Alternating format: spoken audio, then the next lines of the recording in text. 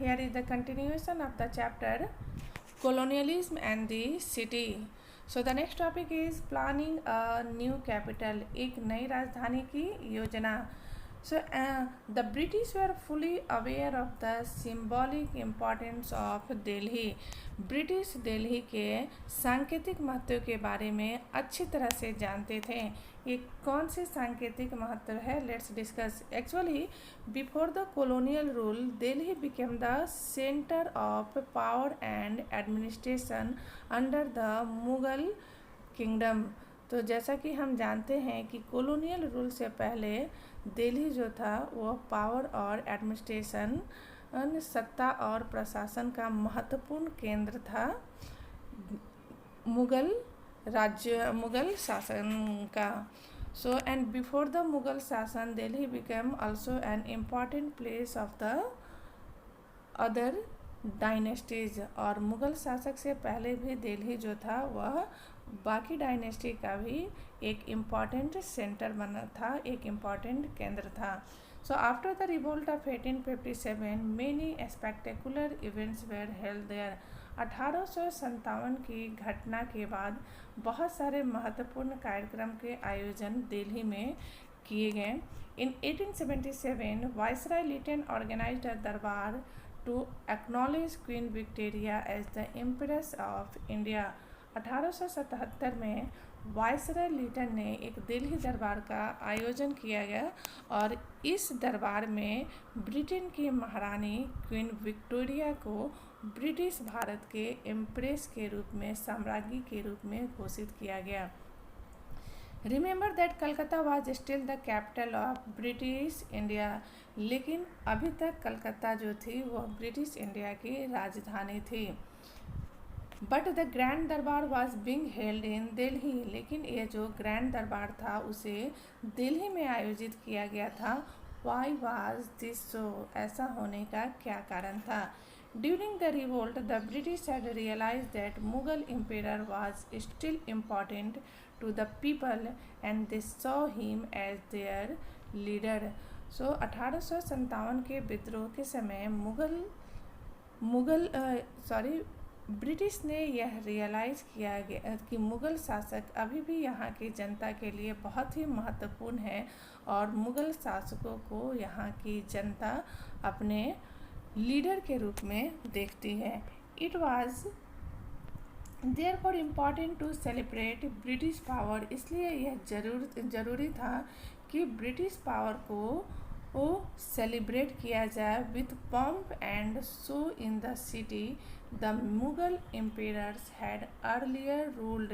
और इस तरह से आयोजित किया जाए, इस तरह का भव्य आयोजन हो कि यहाँ के रहने वाले लोगों को यह मालूम चले कि मुगल एम्पेयर या मुगल शासक पहले यहाँ शासन किया करते थे.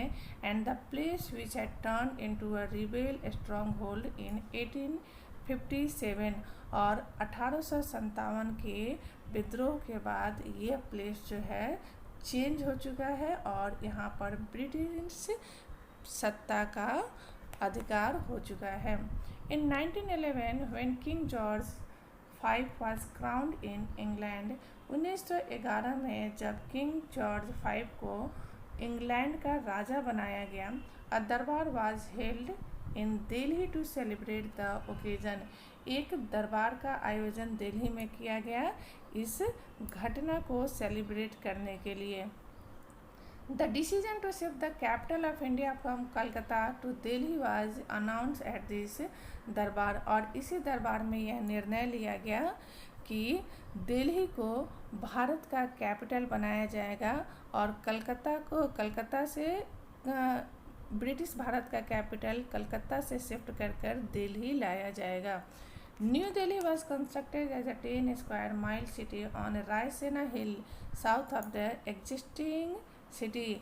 आज के तत्कालिक शहर से 10 स्क्वायर मील दूर रायसेना हिल पर नई दिल्ली का कंस्ट्रक्शन शुरू किया गया. Two architects, Edward Lutyens and Herbert Bakers, were called on to design New Delhi and its building. दो आर्किटेक्ट्स हर्बर्ट बेकर और एडवर्ड लुटियंस को बुलाया गया न्यू दिल्ली और उसकी इमारतों को डिजाइन करने के लिए। The government complex in new Delhi consisted of a 2-mile avenue Kingsway that led to the Viceroy's Palace with the Secretariat buildings on either side of the avenue। तो यहाँ गवर्नमेंट जितने भी सरकारी भवन न्यू दिल्ली में बने थे उसमें वहाँ वो 2 माइल चौड़ा बनाया गया और ये 2 माइल चौड़ा किंग्सवे से होते हुए वायसराय पैलेस तक जाता था और इसके दोनों तरफ से सेक्रेटरीट या सचिवालय की बिल्डिंग बनी हुई थी। The features of this government buildings were borrowed from different periods of India's imperial history.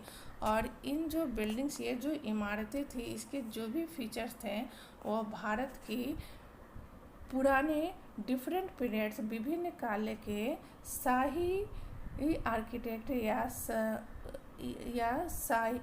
so here buildings are borrowed from different periods of India's imperial history। Bharat के शाही इतिहास के विभिन्न कालों से in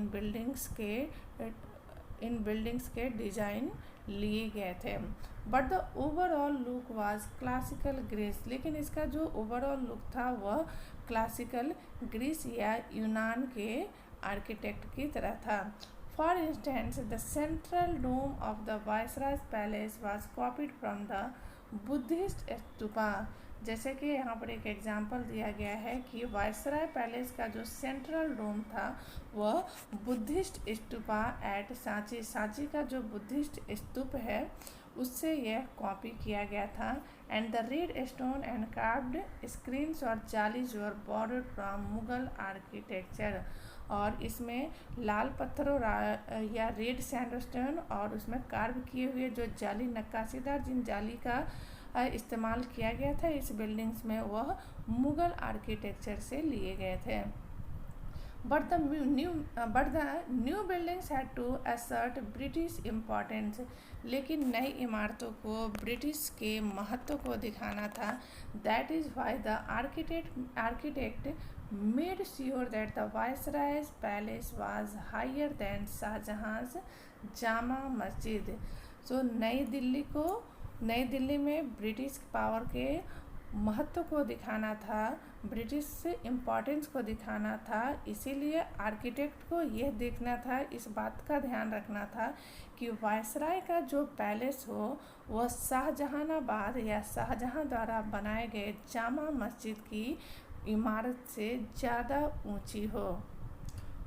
how was this to be done, और यह कैसे किया गया था।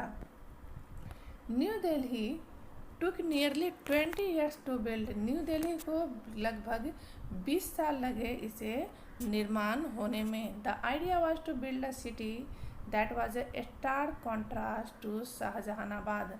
और नई दिल्ली को बनाने का जो आइडिया या विचार था वो बिल्कुल शाहजहानाबाद से विपरीत था या अलग था। There were to be no crowded mohallas, no mazes of narrow violence.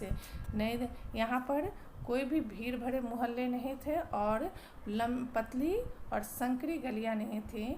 In new Delhi there were to be broad streets lined with sprawling mansions set in the middle of large compound.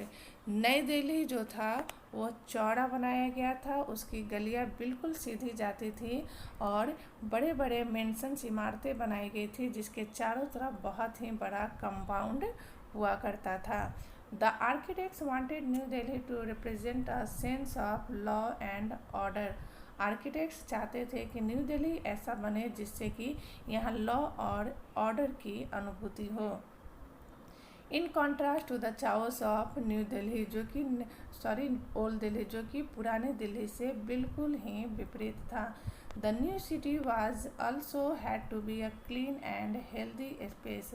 नया शहर जो था उसमें साफ सुथरे और स्वस्थ जगह थी।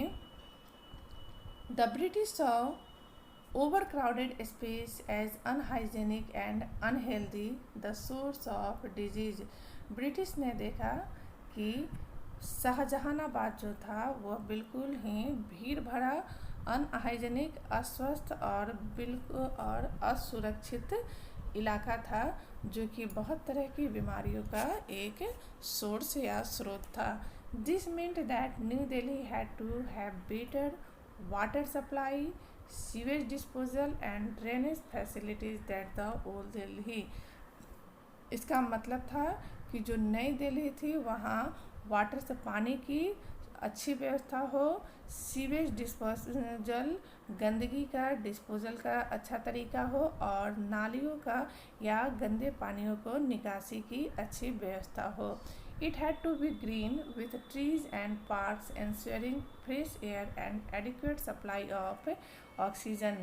नई दिल्ली बहुत सारे पेड़ पौधों के साथ और गार्डन्स के साथ वो हरियाली वाला वातावरण था, जिससे कि ये सुनिश्चित हो कि यहाँ ऑक्सीजन की सप्लाई बहुत अच्छी तरह से हो पाए. तो यह था न्यू दिल्ली की planning, and it was designed by the Herbert Baker and the Edward Lutyens, called by the British to design the buildings of new Delhi. तो ये जो थे कि न्यू दिल्ली की जो नई योजना थी, राजधानी जब इसे बनाया गया तो हर्बर्ट लुटियंस और हर्बर्ट बेकर और एडवर्ड लुटियंस को बुलाया गया, जिन्होंने न्यू दिल्ली की बहुत सारी बिल्डिंग्स का और न्यू दिल्ली की प्लानिंग बनाई, उसके डिजाइनिंग की प्लानिंग की. So in the next topic I will explain about that the life in the time of the partition. So thanks for watching my videos.